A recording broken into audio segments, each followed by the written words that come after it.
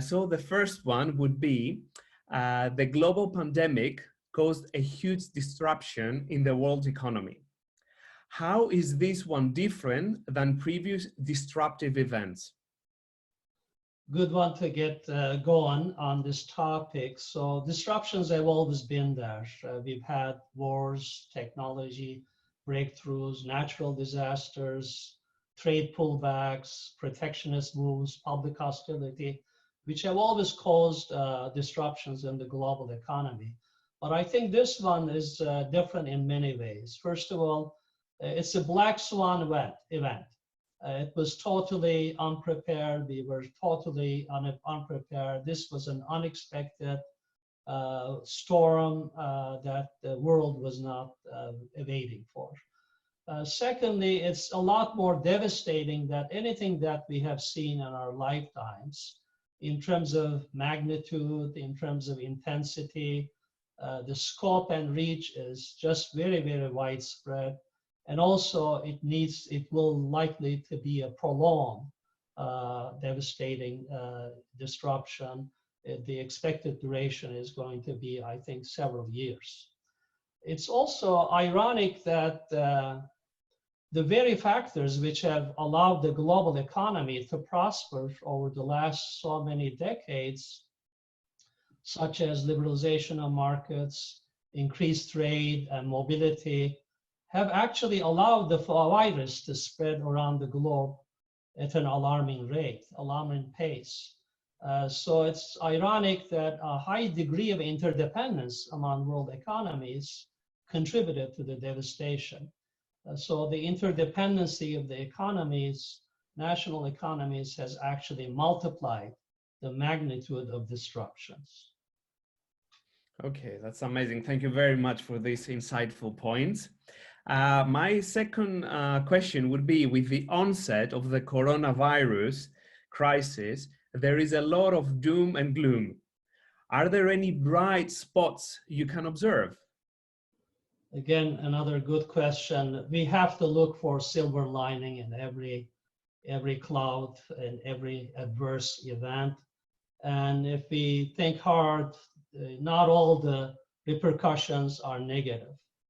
There are some positive consequences from this major disruption. First of all, as we have all noticed, the environment gets a breather. The pollution levels have come down. All of a sudden, we see people in Punjab being able to see the Himalayas. The planet seems to be breathing a little bit easier. So that is a good outcome. I think also the virus showed us how vulnerable we are as people, as human beings. It gave us a perspective. And in the meantime, we, I think, upgraded our respect for science and technology. Medicine and scientific research gets a boost, I think, in this environment. We're going to be a lot more innovative. We're going to carry on a lot more R&D. We have already seen positive impacts of R&D. For example, AI, the way AI changed our lifestyles and improved performance and transformed industries such as travel, transport, retail, automotive, and so on, has been very encouraging. And we expect to see similar results with the application of technology and innovation in solving the global pandemic and related disruptions. I think one additional outcome of the positive outcome of the COVID-19 crisis is that when we look at the grassroots level, local levels, we've seen a lot of social networks gaining importance, becoming active. There are a lot of safety nets now that are filling in the gaps, perhaps. So there's a lot more camaraderie at the local level that we're seeing around the world. Finally, I think a good question to ask in this regard, we have not seen necessarily a lot of positive outcomes, but I think it may happen. Whether or not there will be more international collaboration. Obviously, this is a problem of global magnitude. Yes, individual nations will deal with them, but I think collectively the human race needs to tackle this issue. So it will be interesting to see whether or not we'll see a bit more international cooperation, collaboration as a result of this crisis. There are some grassroots organizations such as Global Citizen. You may have followed their activities in recent months. Global Citizens basically is a movement of engaged citizens who are using their collective voice to end extreme poverty around the world. And their goal is they want to reduce extreme poverty by 2030. So they've been very active with a lot of activities around the world and a lot of fundraising as well, a lot of advocacy efforts as well. So there are some good things that are happening that we need to take account of. So thank you very much. So for sure, as you said, it's positive for the planet. And as you mentioned, there are some bright spots in global business. So my next question would be, what has been and will be the impact on globalization? Right. Obviously, that's the central question of our discussion today. We should remember that globalization has always had its peaks and valleys, its ups and downs, and its phases over time. And I think we're going to be entering another phase of globalization when the dust clears. And I suspect this will be a temporary pause in the pace of globalization, and I'll come back to that in just a second. But when we speak of globalization, it's good to remind everyone that we're talking about connectedness, interconnectedness of world economies. And McKinsey has a very good resource, an index, McKinsey's Connectedness Index, which shows the degree to which world economies are connected with each other. And these connections are along 5 dimensions: trade, services, trading goods, services trade, the flow of money, capital, and foreign direct investment, the flow of people, mobility of people, and finally, the flow of data and technology. We should look at each of these and separately.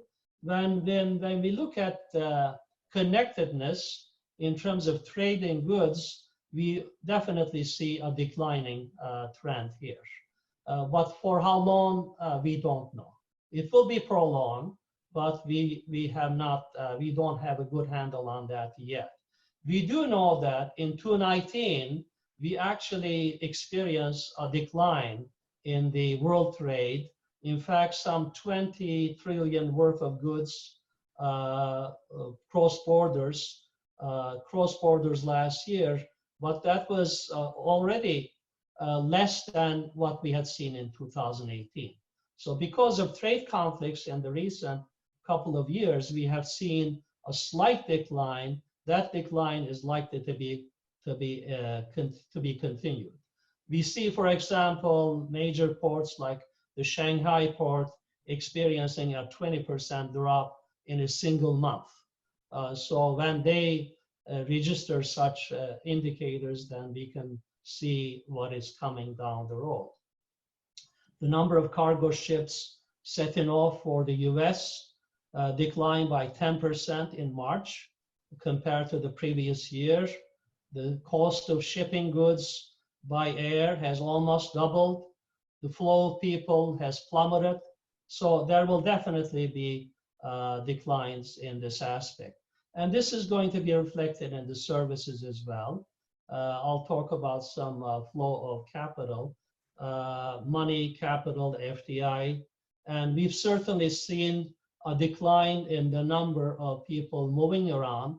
Mobility has gone down significantly, nearly complete halt of tourism and travel. We've certainly seen that in our universities. Many of us are wondering to what extent we're going to be able to actually receive the international students who are admitted to our fall programs. Australia, which begins their academic year earlier in February, has already experienced this. Many Australian schools have not been able to host their Chinese students, for example, and that's a good percentage, I think, for the UK as well, UK business schools. So that's kind of interesting sign. But coming back to my key point here, the speculation that we will only expect a temporary pause in the pace of globalization, there seems to be some consensus among some commentators on this. For example, just last week, The Atlantic, there was an editorial that talked about the failure of national self-sufficiency. You know, that today nations cannot be self-sufficient anymore. They will need the goods, they will need the services, they will need the capital from other countries. And they talk about a little bit of history here. They say authoritarian regimes of 1930s and 40s will fail again, and it will be futile to become protectionist in this space. We saw another editorial in Wall Street Journal by Gary Schilling, who says, when this crisis passes, we're likely to find some fresh confirmation that what we already know about globalization. And this is something to remember. He says, globalization is easy to hate, convenient to target, but impossible to stop. So it's indispensable. Foreign Policy magazine had a similar commentary saying that the underlying drivers of the trend remain intact. People still need natural resources, cheap labor, countries will still need to bring in talents and skills and capital that is not resident within their borders. We still need to trade, just like we have done for much of the record of history. And personal interconnections are also there. You know, we have friends and family around the world. We enjoy traveling around the world. That's not going to stop either. So the bottom line, globalization is not going to disappear. It will be paused, it will be slowed down, but it will reemerge in a new phase and a new form. Okay, thank you very much, Professor. Again, very insightful points that you raised there. My next question would be, likely there are disparities in how different entities, like, you know, countries, industries, companies, and people will be affected. So what are your thoughts? Thank you, Spiros. So you mentioned the key entities, key players in international business, the countries, the industries, companies, and individuals. I think let's talk about each of them a little bit separately. Certainly the impact of this major disruption, which we call the Great Lockdown disruption, recession, will be different for different types of entities. When we look at the what is likely to happen to countries, we see definitely, at least for the time being, a drift away from internationalism to anti-globalization. The spirit of collaboration seems to have evaporated. Cooperation is among the nations is about at its worst. Coronavirus has already forced travel restrictions, accusations between governments, and many attacks on multiple countries as well in terms of media. The German government, we have seen, accused the Trump administration of trying to gain exclusive rights to Germany's vaccine research. France and Germany banned the export of protective medical gear to Italy. Hungary and Poland unilaterally disclosed their borders. So this is an unfortunate trend, I think, that we're seeing at the country level. We're of course also seeing a significant reduction slowly but surely in the world GDP. Production has come to a standstill in some cases, and the estimates are by the end of the year, the world GDP will contract by by 3%, but it may be a lot more than that. The stimulus packages that various countries are putting in place will accomplish only so much. Unlike other disruptions that impacted certain sectors such as housing or banking, this one is affecting every industry. So it's got widespread effects, and that is also a negative thing. This great lockdown recession also means that you cannot tell people to go out and spend money. I mean, they're locked in, and they're very hesitant to go out. So this will be another, I think, hindrance, along with the fact that we are all building significant debt. Nations, national governments, as well as individuals, families are building significant debt, so their ability to spend is already curtailed.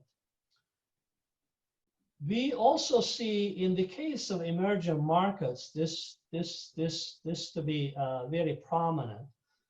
We've seen, for example, some $100 billion of speculative capital already leaving the emerging markets over the past 2 months.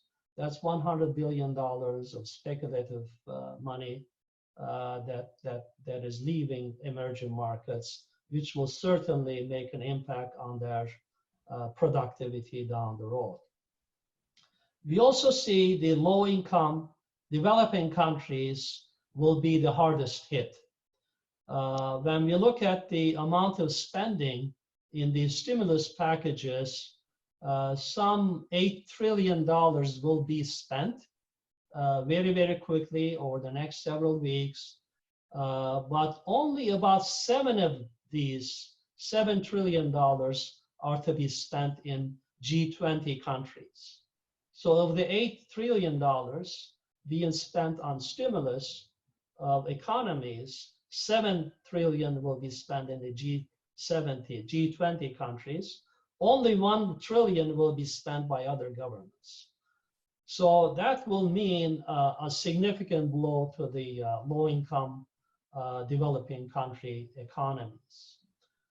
Countries, we said, will incur a huge debt. Globally, the debt is estimated to reach some $253 trillion this year. The US deficit alone this year is expected to be about 3.7 trillion, the largest ever in US history. And all of this led the National Director of National Intelligence Council in the United States to issue a report on global trends. And their conclusion is that the risk of conflict will increase due to disruptions, and societies may become more disruptive in the future. And they talk about various risks, including cyber disruptions, robotic systems being used, wars, and mass destruction. So at the country level, it's not that good. When we look at the industries, individual industries, is always there are winners and losers. So it's clear that some sectors like airlines, aircraft manufacturers, energy companies, travel, hospitality companies, movie theaters, live sports, they will all lose. They'll be among the ones suffering from this major disruption. But then others, like in healthcare, in pharma, medical devices, they will benefit from the disruption. In general, those companies that have digitalized their business models will fare well. Those in financial services and media, technology and so on will do well. Also, the impact on global supply chain industry, we have seen already major disruptions there.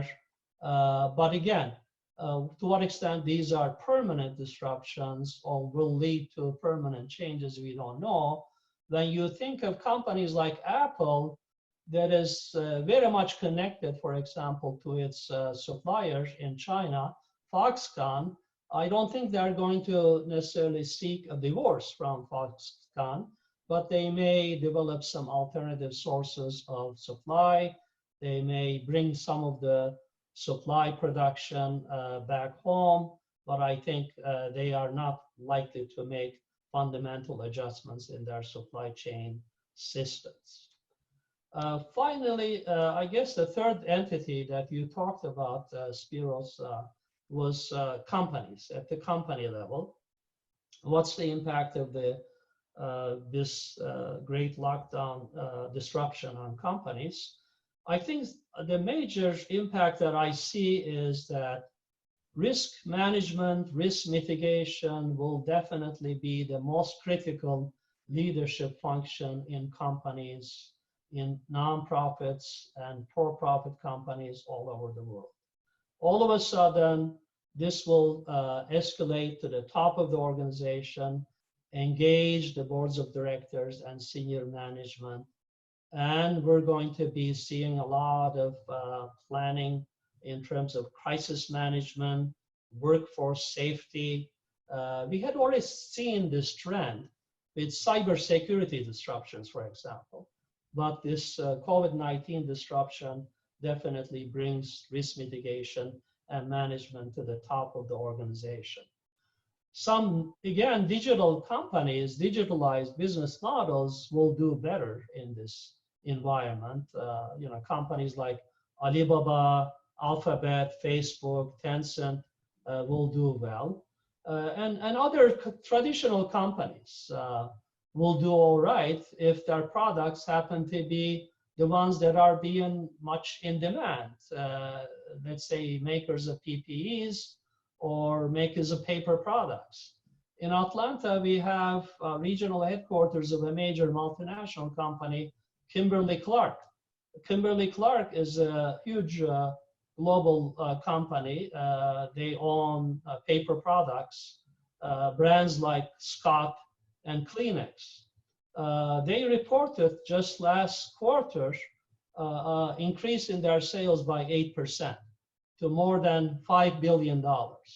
So that's, of course, because of the hoarding that we see on the part of the consumers, will not necessarily be continuing at that rate. But in general, they will benefit. Also at the company level, how companies and governments respond to disruptions, I think will have some broader societal impacts. For example, it's interesting to think about the implications for, say, data privacy. So we're talking about these new applications. To what extent these will be embraced by people? Will data privacy laws take a backseat in this new environment? Will we see governments retaining more centralized control? What will happen to tax rates with increasing debt? What about carbon emission targets? Will we move away from those? So there's a lot of societal implications from company actions and government actions as well. Finally, I'd like to turn to the other entity, the people, individuals. Individuals, I think, will bear a heavy burden. And we're already seeing this in the families, in our environments, in our neighborhoods, in our communities. And that's because of the unemployment, significant rise in unemployment. So by the end of this year, both in the US and in the EU, we're likely to see the unemployment to register 10%. That's very, very high, obviously.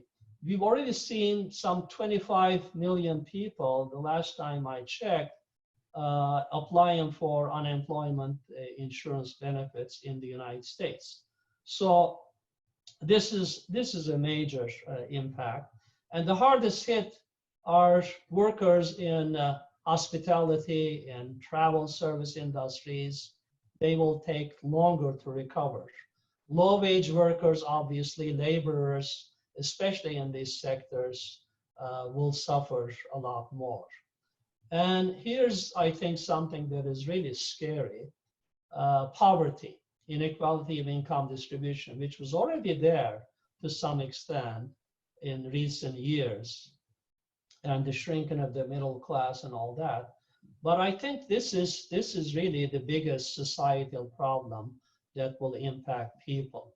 The World Bank issued a report last week also saying that the fallout of the COVID-19 pandemic could push 40 to 60 million people into extreme poverty. And extreme poverty means less than $2 a day. People having less than $1.90 a day. And we already have in the world nearly half the population living on less than $5.50, less than $6 a day. So pushing more people, millions of people into extreme poverty, I think this is a huge social disruption, which will have consequences for years to come. At the people level again, individual level again, it's also interesting to look at consumer behavior. So I've seen a report by McKinsey saying the obvious, saying that consumer spending has become erratic in recent months. Consumers have reduced spending on all non-essential products and services, but they also interesting insight. Their research indicated that there is the impact on consumer spending is not similar across all countries. In fact, in some of the largest emerging markets, they see more optimism. Consumers in India, Indonesia, China, and Brazil had shown greater optimism about the future, and they were saying they are less likely to reduce their spending. And this is kind of interesting topic for research, why we see different types of sentiments as a result of the disruption on spending. Also, I've seen a report recently by Professor Philip Kotler, who is, as you know, a guru in marketing. And he has some predictions. Some of these are straightforward as well. So he says some of the weaker companies and weaker brands will vanish. People will become more conscious of how fragile our planet is, and we're going to pay more attention to air and water pollution, water shortages, and other problems. He says marketers of healthy foods and vitamins will rise as we all vie to build immunity. Greeting people, how we greet people in daily interactions will change. Certainly, people will avoid congested places, and maybe we'll all end up adopting the Japanese bow in greeting people. So he asks the question, will people become thriftier? Will they become more savings oriented? And that's kind of interesting to see, to research also. And we know already that the savings proclivity varies from country to country, and whether or not some countries, again, will be more sensitive and will change their behavior more so than others will be interesting. There will be more home cooking, more gardening, less eating out. There will be more family and friends focus, community focus. And he says we will go for brands, favor brands that express greater purpose and how each product is serving the common good. Finally, in terms of consumers, how we adopt and use technology, I think will be interesting. This will be interesting to watch as well. I mean, right now, of course, we are using video conferencing and we are carrying on remote teaching of our students. So we all embraced this modern technology. And whether or not adoption of these technologies will grow in the future is another question, as more workers are obliged to stay home. And whether or not these technologies, accessibility issues with respect to technologies, will serve to aggravate divisions between winners and losers. Poorer countries, poorer neighborhoods, poorer the neighborhoods in the cities, for example, will be a question. Okay, again, thank you very much for your very interesting and detailed analysis. In order to conclude, do you have a final insight, a final thought you could offer us, please?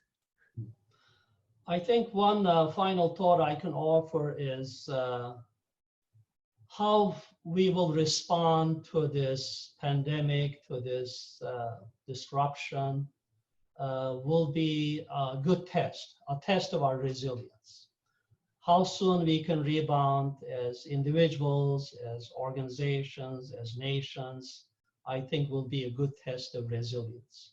I think the concept of resilience is a good one for all of us to focus on, because we all faced all kinds of adversities, individuals, companies, nations, industries in the past, and we have been resilient.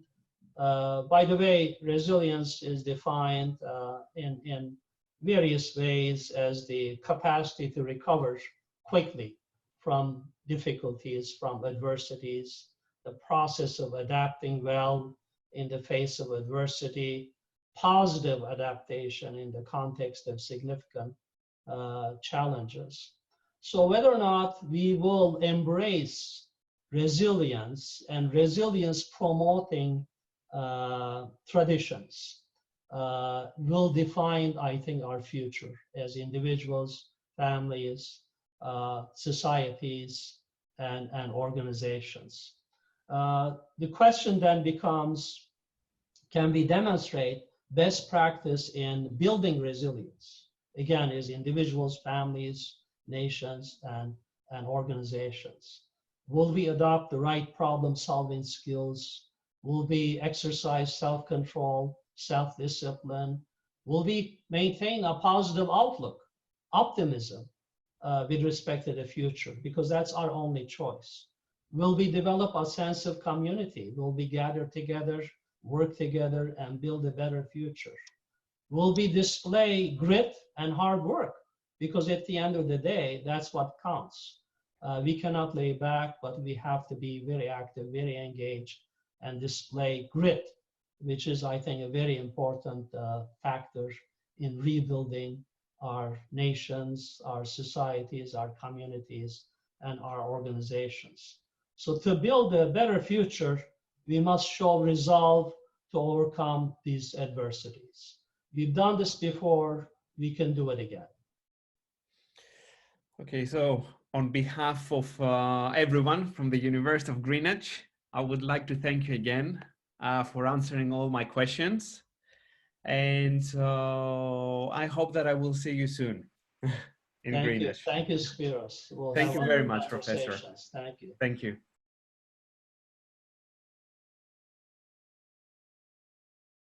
So the question John Riesenberg asks is a good one.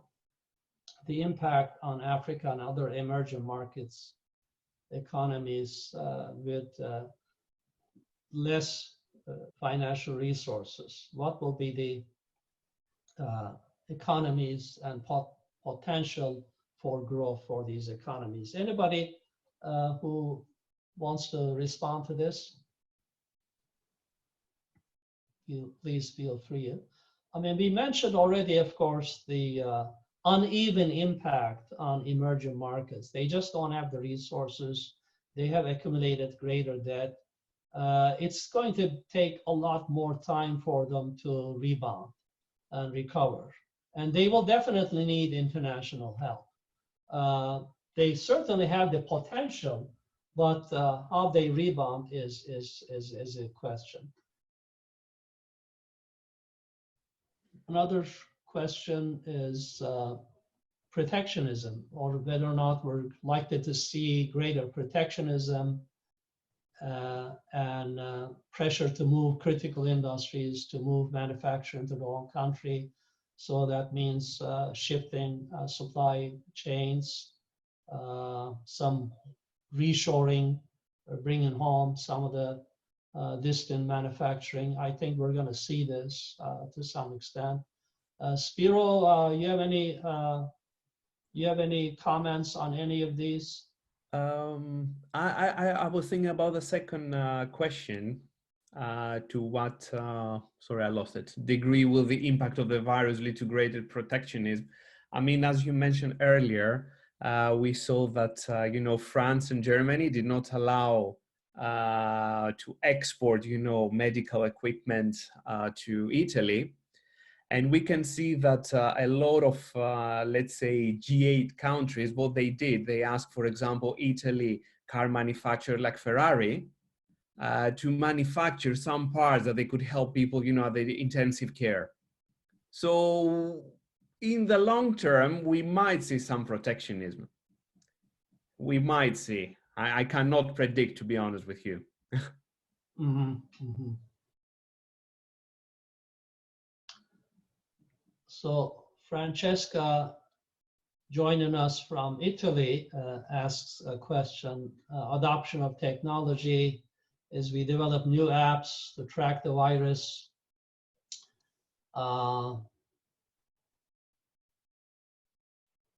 So you talk about some countries. Do we think that there will be possibly a change with respect to these emerging markets, which have shown to be much better organized than the perhaps Western economies?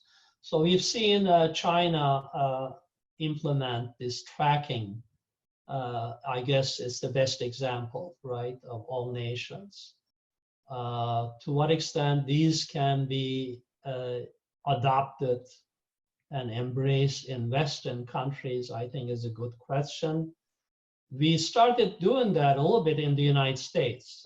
Maybe some of you follow. This is not a very recent event. So we have some tools and apps developed by various developers, including Google, to track people, monitor people so that we become aware of those around us with the infection. We are not seeing, as far as I can hear, we're not seeing necessarily a very major overreaction. I think people seem to be more sympathetic for the time being anyway. But of course, they have not been applied at a large scale. So we don't know whether privacy issues will be brought forth and people will say, no, we don't want this, and we're not going to, you know, use this new app. What do you think, Spiros? Yeah, I mean, I agree with you. I mean, there are some privacy issues with this type of applications, and what we try to avoid, or we must avoid, is the stigma. Because, you know, some people, they say, oh, someone caught the coronavirus, so, you know, immediately they put a stigma on them. So probably we'll have to be careful about this as well. Now, as you said, yeah, I mean, in a large scale, using this application, again, I don't know how successful it would be or not, because Taiwan is a relatively, for example, you know, small country compared to the US. But there are some examples. I know from some friends of mine that in Vietnam, they have their manufacturing plants and they do relatively well. So probably it might be, you know, the developed countries learn some lessons from the developing countries. Mm-hmm. Mm-hmm. So Maria Luisa asks, what is our vision regarding cross-cultural acceptance after the pandemic? Maybe what you have in mind, Maria Luisa, is to what extent will we continue to be empathetic and friendly and tolerant nations, people, after this pandemic, because we have built already some walls among countries, and we have seen some anger also being expressed. So I'm hoping that this is temporary. I think at the end of the day, hopefully with new leadership in several countries, we're going to have greater, people displaying greater empathy, greater tolerance towards each other. But unfortunately, at this particular point in history, we have leaders who have pushed nationalistic sentiments and isolation and anti-globalization and focus on nationalism. But I don't think it's going to pervade or persist in the long term. I like to be optimist. Spiros, what do you think? Yes, I would also like to be like you, Professor, optimistic and try to see, how we can work in, the global economy. For example, it will be a very good lesson for the European Union as well. They will have to learn how to better cooperate each other instead, as you mentioned earlier, and as we were reading on the news that, France and Germany, they blocked exporting of very necessary medical equipment to Italy. So I think this will be a very good, let's say, lesson for all the politicians in the long term, how we can better cooperate globally. Spiro, if I can direct the question to you, living in the UK and the biggest city, one of the biggest cities in the world, London, what has surprised you? What did you find and experience and observe that was surprising to you in terms of the pandemic? I have to admit that it was quite sudden, the whole change, and I can talk about our sector, academia, the universities. I was really surprised how people managed in such a short time to go from from face to face to online teaching. That was really, really impressed me. Because I have to admit, we were not so familiar with Zoom. Yeah, we were using Skype. Most of the times, we were using a software called Panopto to record some lectures, but we had to do everything online, everything. So that was really, really surprising. And I believe that even for the industry, people can be adaptive and cope, with the new status quo. You're right about that. You're right about that. I think we've seen some old timers like myself adopting online teaching as well. So there's hope for us. So I think this has been a very fruitful conversation. I appreciate, Spiro, the opportunity to converse with you and talk about these issues of importance to all of us, to our students, and businesses and societies as well. Hopefully we can continue these conversations again in the future. Thanks again for joining us. Again, if you have questions or follow-up thoughts, here's our email, contact information, reach out with ideas, things that you want to see in future webinars, and thank you again for joining us.